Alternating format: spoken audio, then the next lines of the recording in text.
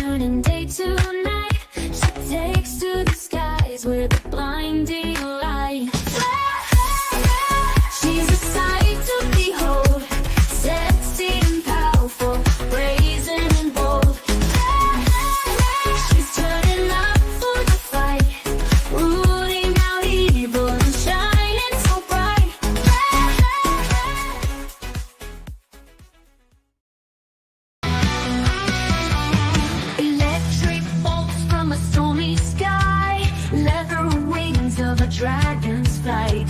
A psychic sword cuts through the night. A fiery heart standing ready to fight. Southern nights, they rise and soar. God in the south, yeah, they're ready to roar. From the shadows to the shining lights, that they'll protect you day and night. Southern nights. I just want it to be like the Crusader Corps. Like my father. I thought with my new powers I could be. But I failed. I let everyone down. I got people hurt. I just wanted to make the world a better place. And instead I made things worse. But now I have the chance to make things right with the help of one of the Crusader Corps, the Phoenix section. And I will. I have to. Whatever it takes. I will find that spark again.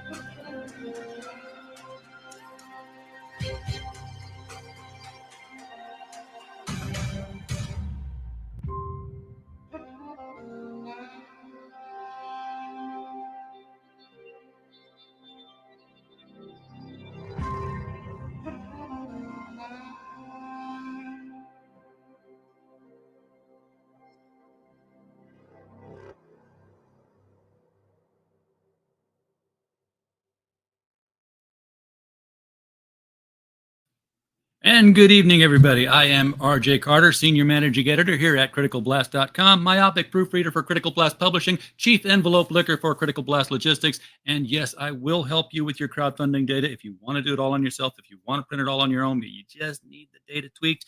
Critical Blast Consulting can help you with getting that all lined up and streamlined for your own fulfillment processes. Tonight, we are interviewing that young, upstanding upstart of the indie comics industry, Mr. Vaughn Coleman, coming from nowhere, a success story 30 years in the making. Not quite. How 25. old are you? 12, 13? Turned 14 the other day. Okay, that's what No, I thought. I'm 25. 25. Yeah, long time no see. Yeah, I mean, it's great. It's great having the books in the hands. People are excited, and we got the second one on the way. It's been great. It really has been something really special. And the response to my book has been, really heartwarming too. To have all that support going in, the pressure doesn't come off.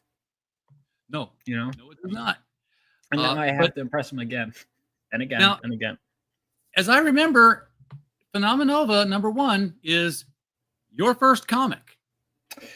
Well, I did do a 10-page short story that was in the back of a trade paperback that released earlier that year. So technically, no, but it's my first full. Well, I guess 10 pages. It was a self-contained story, so that was a full comic. But it was the first full comic.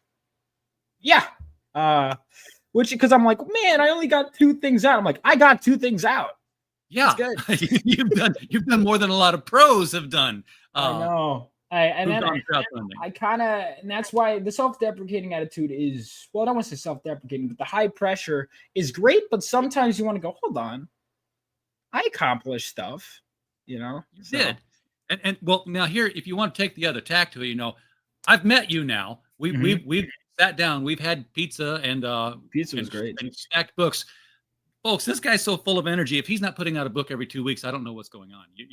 What's going on is you have to pay people to do that, to do art and stuff. If I had the money and the energy, like if I had unlimited, let's put it this way. That's why I say when you're funding these books, you're also, the more it funds, the faster we can get to the next one and the next and the next and the next. Issue 3 is written. The cover is being drawn. A lot of the characters were designed, but we might have to halt production for a bit, or we'll speed up production depending on how it goes. It will come out. It's just a matter of how long, will it take. You were just here in the fall, and that's 3 months ago. And here's issue number 2 going out the door. Crowdfunding on Fund My Comic. The link is below. It's also funding on Indiegogo. We'll get that up there. Let me get the banner running across here so that.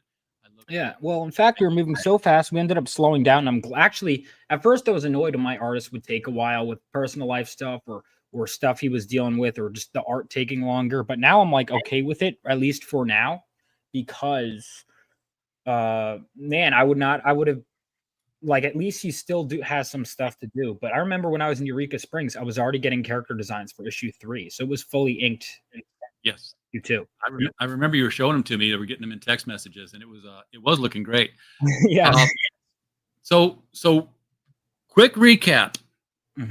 Issue 1, because people are responding to this story. Yeah. And I got to know, what's this story about that's causing people to jump in on this? Because I think issue 2 is now selling faster and stronger than issue 1 did. Well, I don't know if it's selling. I mean, we raised $10K in a week on the first one, but I also launched in April and not January. Oh, he'll be back. So, there's that. But I mean, in terms of the amount of people backing, I think it's more. It certainly feels. My mouse has buttons. Yeah, I mean, it certainly feels faster in some ways. I think because there's now such thing as Phenomenova fans, whereas before there was the fans of the idea of Phenomenova or fans of me. There are actually people that like it, which is great. But so issue 1 was 65 pages, well, 68 technically, but 65 pages of story, and it follows the son of a war hero 20 years after World War III, as he's struck by lightning while holding a mysterious crystal and finds himself awakening with lightning powers and super speed, and he ends up deciding he wants to be a superhero. And the story is like very personal on many levels. It was personal to me, but it was also a story that, deals with like, I think, I guess a lot of people related to him, like discovering his powers and the excitement. I wanted to harken back to that childhood excitement, but also showing that, hey, maybe you shouldn't rush into a reactor, because that's ultimately what he does. Is as soon as he gets his powers, there's a heist at a nuclear reactor, and he's like, I'll run in, and he faces consequences. And now issue 2, he is being, actually, it shows that cover, he's kind of being judged. He's being snapped into shape, and it's like, okay, let's try that again. So he's being trained by one of the veteran superheroes that fought during World War III now, that he idolized in the first place. Yeah, and that's the character who's, I don't know her name, but she's dressed like Lady Justice. She's got the blindfold on. I'm going to scroll to get to it. Well, so so the one who's the veteran from World War III is the ninja chick, actually, the Phoenix Senshi. The one who's who's Estrella, actually, is one of the goddesses that Lady Justice is based on. So originally her name was Lady Justice. And then I was at Garden State Comic Fest. I had decided, I went back and forth, and I was like, is this too common? And I was like, you know what? It's a common enough name that any story can have a Lady Justice. And I'm like, I'm committing to it. And then I'm at Garden State Comic Fest that weekend, and I go rocking the indie tables, and I talk to like a friend of a friend, and he goes, oh, this is my new book. This is Lady Justice. And I'm like, all right, no, I can't do that. Literally the next, I'm like, that is a sign. So I'm looking up Lady Justice. I'm like, what goddesses? Okay, so there's Italian, but obviously they took from the Greeks, and they're one of the Greek goddesses that kind of blended together and played an influence on it was Estrella. And I really liked the name. The character is still Italian, but she used the Greek name. Also, it just sounds cooler, Estrella, because otherwise it would have gone with Justitia, which I don't know. To me, just doesn't roll. It just doesn't roll off the tongue like Estrella does. Justitia doesn't really. Yeah, you're right. It go with the Greek. Yeah. And it would actually technically be Justitia if we're being, which I'm like, So sometimes the rule of cool, guys, you got to just go with it. And yeah, it actually take it further. 3 years of Latin class. I was horrible at Latin. That J is a Y, so it's Justitia. Oh, is it? Oh, yeah. That's right. Because there was no J, it would have been an I, and it has a Y sound. I barely passed Latin. I took it for 2 years. I could not figure out the language. I was so bad at it. Maybe if I had paid better attention in class, that probably could have helped. To be honest with you. But I do remember taking Latin, and I remember my teacher had a thing that was, because it was the imperfect tense was ba, right?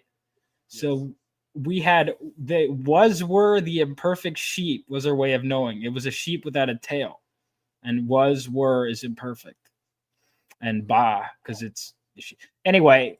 That's the only thing I remember really. I know some words, but I was very bad at Latin. Yeah, well, I looked at it because I always had a fascination with cryptography and solving puzzles. So when I was given like a whole new language, and I'm like, oh, and there's a code to it, and this is how you play, I'm good to go. I read the glossary like the first week of class, and I'm trying to say stuff. And he's like, yeah, you slow your roll. You don't know what you're doing yet. So this campaign is available on Indiegogo and Fund My Comic because, no customer left behind. I did a poll, and it was like 14 people voted. I was like, who will only back on Indiegogo and no other platform? And the point of that poll wasn't to call anyone out. It was to go, okay, are there people 14 customers. That's like nothing. Okay. That's 14 people I would like to buy the book. So, if Indiegogo is your preferred platform or your only platform, it's there for you. If not, you have Fund My Comic. And if you even prefer Kickstarter, the sign-up list is available there too. Wherever you decide to go, goes to the same place, contributes to the same stretch goal rewards. So, yeah, and it looks like Fund My Comic is winning that race. By the way, you got $30 there on Indiegogo, but Fund My Comic is $4,400. So way to go, Luke Stone and team over at Team FMC. Again, link is right below. Heroenberg is in the chat here. It says Greek goddess of justice was also called Themis, as in Themyscira, the ancient. Oh, that's what Themyscira is from. I didn't know that, but I do. Themis was one of the names that I was considering. Estrella, hold on, Estrella was just double checking it. She was golden. She is also associated with Justice. There were like multiple that were associated with Justice, and Estrella was the one I settled on. The Madness Comic Entertainment Group is in Madness Entertainment Group. I got to quit saying comic. It's the Meg. It's the Meg.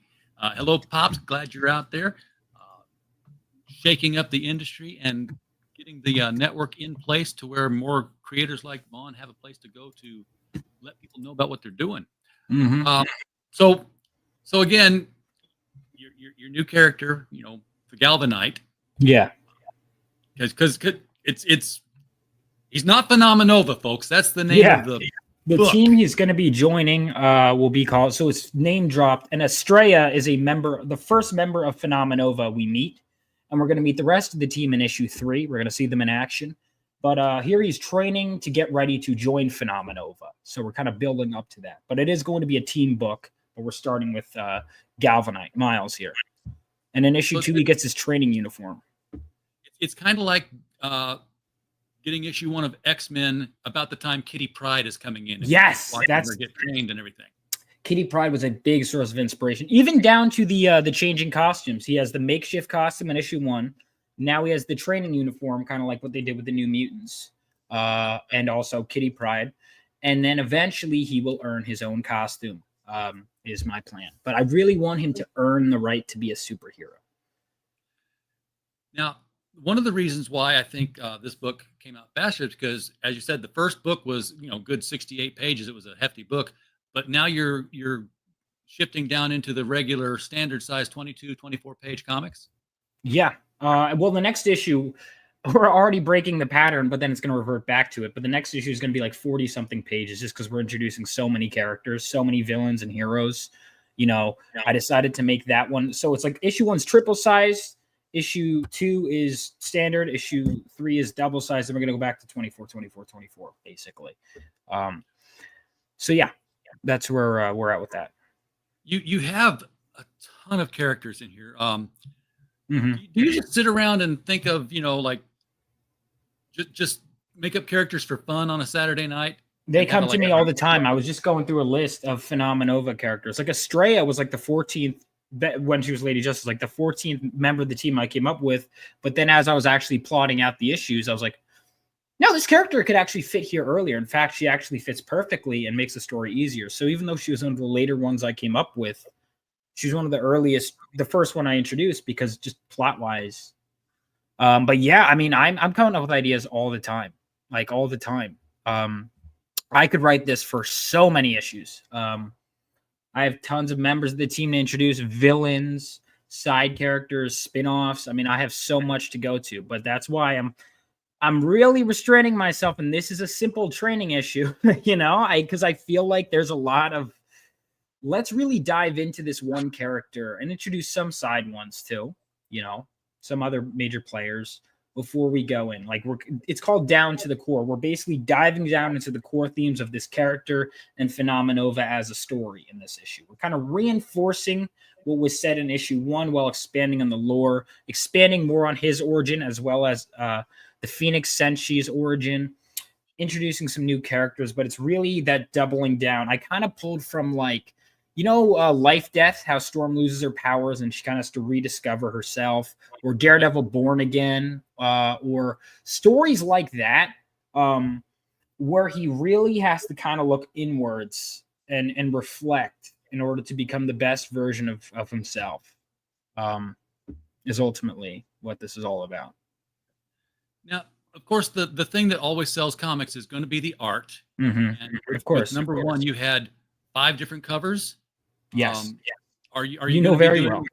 Yes. Oh, yes. I know. It's like, okay, this one's that one. This one's that one. Are you going to be doing multiple covers? Obviously, you are. I've already seen 3 of them. Yes. So there's one that's Fun My Comic exclusive, and then the rest there's just 3. So if you scroll down, you could see there's the main cover. This time they're all priced the same. It's just the rest are limited, and then there'll be like whatever's left over because you have to print extra will be double price at conventions. Whatever's left over. So we've got the first one. Then the second one is the Mel Ruby cover. Now that was special to me because the first comic I ever worked on, I was an editor on a book called Hunter Ninja Bear. And Okay. I had a ninja character, a female ninja character, and there's a female ninja character in this book, and I was like, I got to get him to draw it. And I had always wanted to work with Mel. He was the first artist I really got to work with, even if not directly on the book. Super nice guy. And I was like, let's make this happen. And he penciled, inked, and colored it. He is such an unsung hero, underrated gem. One of the best, great guy, and someone you should actually work for. And he killed it on this cover. So this one has sentimental value to me. And I'd love to work with Mel more in the future. He's stellar. Now, your interior artist, he did one of these covers, I'm sure, right? He did the first one. Did the first one. This one is also, this was one of my first, when I was at Garden State Comic Fest, I had met this guy. He's a Kubert School grad. The colorist, I'm actually going to be at a con with tomorrow. Nick, the colorist of this cover, another great guy. So he just did the new Vampirella Holiday special. He just did that came out, and did amazing on this cover. I actually was hiring him to draw like a hot chick cover. That's why I hired him, because I knew he could draw Vampirella. But then he drew a thumbnail of that, but then he drew this with that focused on her holding the scales. And I was like, oh my God, screw my idea that I hired you for. Literally hired the Vampirella artist for that reason. This was so much cooler with the scale. And I'm like, let's go with that. Because that's her thing, Yeah. So the thing that strikes me is, wait, let's just talk about this next cover here first. Yeah. The Don Edwards cover. So that one, he was doing like a discount sale, and I had wanted to work with Don anyway. And I sent him the script, and I was like, what do you think? And he's like, I'm going to draw him meditating. And I was like, that works, because in the issue he does meditate. And even added a little lightning to the symbol, which I was like, you know what, you could keep it. And then my back cover artist liked that so much, he actually kept it on the back cover, even though it's not in the book itself. Yeah. The that one is the art. It's this takes me back to CrossGen. I mean, there was like all these new titles, all these great artists, and none of this indie title book here looks like you found a guy says, yeah, I'd like to try my hand at drawing a comic book. Yeah, it looks like you just went to DC and said, psst, over here. I didn't. Philip, I'm shocked by he hasn't done that much work, because Philip is amazing, my artist. But yeah, I mean, it had to look professional. If I'm going to be the amateur, quote unquote, I mean, I guess now I'm a professional, but the amateur, the newbie, it needed to be tough. And Philip and I were learning together. That's why I think part of why issue 2 came out faster, and why, we'll slow down, we'll speed up, but we're growing. Our synergy as a team is growing better.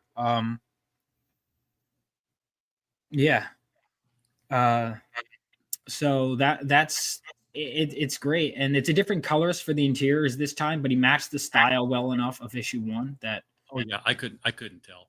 I mean, not to be too on the nose about it, but it's phenomenal. It's a phenomenal story. It's got phenomenal art. Grey Wolf, glad to have you in the chat there. Hey, how's it going? And yes, Neil Gaiman did have a Lady Justice, and feel free to steal that. He can be forgotten for that now. I mean, I did see that when that was one of the arguments against it, but she's already Estrella. We're sticking with it. Yes. And we want to thank you, Heroinberg, for putting both the links into the chat there, the Indiegogo and the Fund My Comic. Wherever you go to buy your comics, folks, just go get it.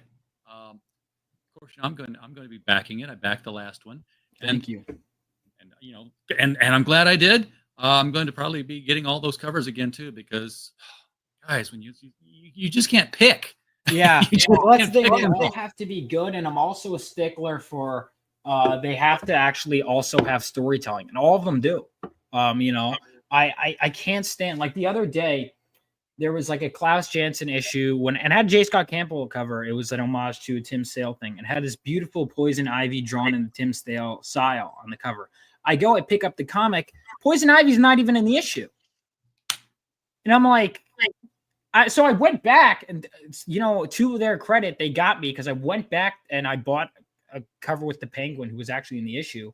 But I hate that. Or like there are I times I'll be seeing Art Adams X-Men cover with the classic 80s costume. I'm like, wait a minute. Yep, nope, it's just modern stuff. Get it. Nope.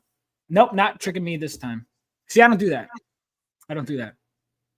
Your covers all have something to do with the story. Now, you haven't done it yet, but let me ask you your thought on this.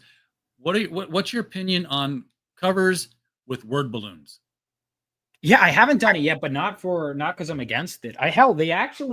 The new Savage Land Rogue issue that just came out has a word balloon on it, and it works great. I'm totally for it. I love those. I pull from a lot of the older stuff. There's things that people will say are outdated, and I'm like, these stories are timeless. A lot of those stories with covers with word balloons, some of the best ever. I mean, yeah, no, I would do it if the situation called for it. Maybe I should consider it. I find it funny that Savage Land Rogue is getting a miniseries because when you look back, everyone's drawing Savage Land Rogue. You know, everyone loves to do it. It was one panel in a Jim Lee comic. No, it was more. Was it, I just read the story. It was the perfect timing. I just finished reading Uncanny X-Men 274 to 277, but she was in it pretty prominently. At least 274 to 275. But even still, it was a couple of issues. Oh, that pose, yeah. Yeah, the pose that everyone loves is like the one panel. It was, yeah. I actually just finished recording a short video on that because I just read the new issue.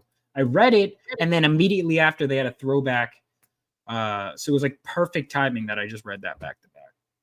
But yeah, it's not that. It's like Savage Land Rogue is not like a huge character, but might be my favorite Rogue storyline so far. Honestly, it's a lot of people's favorite Rogues. So, with you building all the characters in Phenomenova, do you have on your timeline the spin-off when somebody's going to be getting their own book, or are you going to keep all their adventures self-contained in this book? I mean, for right now, I'm keeping it within Phenomenova. The closest I will say is already, like, within the first day of it arriving in people's hands, people were requesting, and I had already thought of this and wanted to do this, Crusader Corps spin-off series, which is this prequel stories following the heroes that fought during World War III. That was like day one, it was requested, which is some of the best praise you can get. And I was like, yes, but I want them to beg for it more. And I think you're going to get more of the Phoenix Sentry's backstory, and people will probably be begging for it. And once we show that Phenomenova can keep coming out, I'm not going to halt Phenomenova production for Crusader Corps. I want Crusader Corps to be worked on by a different artist while Phenomenova is coming out. But that would be the first spinoff I would do. Yeah, probably, most likely. That would be the first spinoff I would do. So for everybody who's ordering right now, when am I fulfilling this book? Well, ideally March or April. It's lettered. The book is lettered. I just have to go through. My editor gave me some notes on some of the lettering. We're going through like our final lettering revisions. I've just had so much going on. I haven't been able to make them yet. Then I have to format, which should be easier, and then print it. So once that is done, it should be ready to go. So if we're doing it in April, then I would guess, based on the turnaround time you've showed so far, that Phenomenova 3 is September. September, December. I would ideally love to launch 3 in April or May, but again, that depends on how much 2 makes. Are we going to be sitting on it for a while or not? That all depends. But I would love to get right to work on 3. Sure. Well, like you did say that it was already written, so. Yeah. Oh, it's written, and the cover is already being drawn. How far have you got this plotted out so far, broken down issues wise? I've written the first 8. First 8, okay. That's I've planned out. I mean, I have ideas for tons and tons of issues, but in terms of a plan, team, sure. 20 to 30, maybe, give and take a few. Like eventually, I would love to have fill-in artists. Like I have kind of like stories like, oh, there's a kind of a break here. We could throw in one of these fill-in ideas. So I also understand that things will change on the fly, but I would say I have a 20+ issue plan right now. And then rougher outlines after that. ideally I could go into the hundreds. Like I have hundreds of issues worth of ideas, but in terms of outline, I would say probably 20 something outline. At some point, you're going to have to get ghostwriters to, keep up the pace, so you have like multiple issues being worked on at a single time.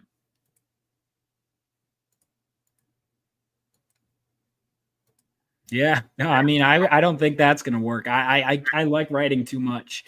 I would love to hire people to do my menial tasks for me, like dealing with the printers, dealing with like all that stuff. Hey, can you make some of the social media posts today? Yeah, Hey, I was thinking that today that I would love to have a publicist working for me. Yeah, like some of the stuff I was doing today. Hey, can you book some of these conventions for me? Can you all that kind of stuff? Can you, like that kind of stuff? I would love to get someone else to do. In time. Yeah, exactly. When you're the Stan Lee of your own publishing, when Rebel Chaos is making movies with clips of books, just like Marvel is. Rebel Oasis. Why did I say Rebel Chaos? I was waiting for it. Yeah, that's okay. I've just promoted you to Lady Death level books. Actually, yours are better. I've never really got into the Lady Death. Lady Death. Oh well, thank you. I appreciate the compliment. Chaos Comics. So, yeah, Rebel Oasis with the gun sticking down in the.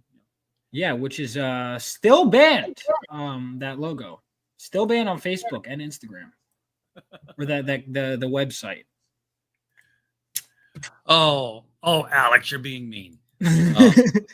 We'll stop him from being mean by wrapping things up here. Okay. This is again. I can't wait, and we're very happy that you've chosen us for the fulfillment on this. I'm happy with it. Yeah. We're continuing, by the way, folks, to fulfill issue number 1, not because we're late, but because there is a store link where people can go buy issue 1 if you didn't get on the fund. Yes, go ahead and do that. That is the best way to guarantee you get a first printing of issue 1, because depending on how well the campaign for issue 2 does, the best way to guarantee you get a copy of issue 1 is either get it from me at a convention soon, or buy it on the website if you want a first printing. Because I will have to go back for a reprint. Yes, and every week he's like, "Hey, RJ, got some more buyers," so he's keeping me busy. Yeah. So I'll be looking for that email tomorrow with all the new. We'll see. We'll see if we get some new ones in. Yeah, join the mailing list too. Yeah, Alex, the mic distance is not an issue. It's right here. It's right here in front of me. What the issue is that the cord has dangled behind the desk for a very long time, and I'm not in my usual spot. As you can see, I've traveled. And as I was putting the mic back together, I noticed that Heisenberg and Schrodinger, my 2 cats, have made it a chew toy. So there's this huge bare spot in the microphone, and I think it's just time to get a new cord for the mic. The hardware itself is fine. I just need to get a new cable. That seems to line up with the timeline of when people started saying, "Hey, your mic's cutting out." Yeah, the hose is kinked, so we can't flow through. What do you mean cats can do no wrong? It's my fault for that. Yes, of course, it's my fault for teasing them with a dangling cord. Okay, you're right. Vaughn, Alex is being held at gunpoint by his cat. That's why he's saying that. I believe that. They can do that. All right. Vaughn, thank you so much for coming on here tonight. Thank you for having me. And yeah, we'll have you every issue you have, man. As long as you're putting them out, we'll be putting the word out about the books. Congratulations on all the acclaim you're getting. You had quite a few, big names that are praising the book there, which is always great. Like Mike DM'd me and was like, "Hey, I like the book." I'm like, "Can I get a quote from you on that?" Yes, please. Yeah. All right. Everybody in the chat, thank you guys for showing up. We do appreciate you being here. We don't have a show without you. We're just a podcast falling in the woods otherwise. So we're glad you're here. And of course, as always, while you were here, we just hope you had a blast. Good night, everybody. See you.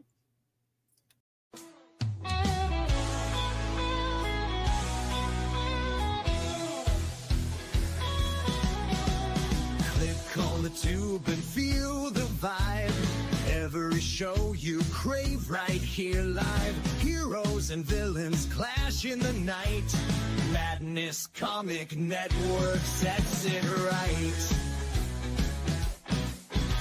Scroll through the list, find what you need. Epic battles and fast-paced speed. From capes to cosmic space delight. Tune in and watch your favorites ignite. On Facebook, share the thrill so grand. On X, the buzz across the land. Madness Comic Network all around. In every episode, joy is found.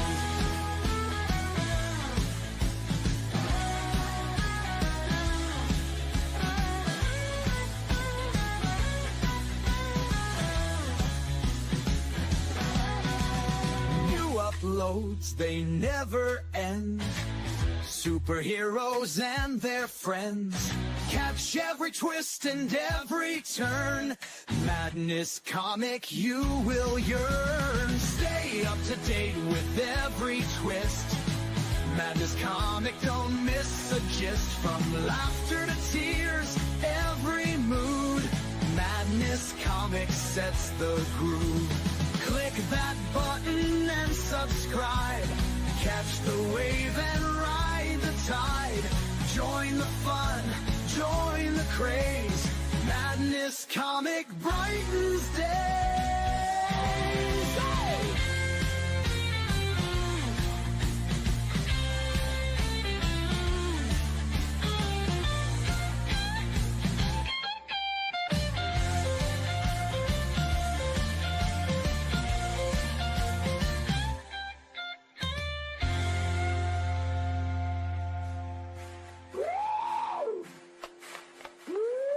New uploads, they never end. Superheroes and their friends. Catch every twist and every turn. Madness Comic, you will yearn. Stay up to date with every twist. Madness Comic, don't miss a gist. From laughter to tears, every mood. Madness Comic sets the groove. Click that button and subscribe. Catch the wave and ride the tide. Join the fun, join the craze. Madness Comic.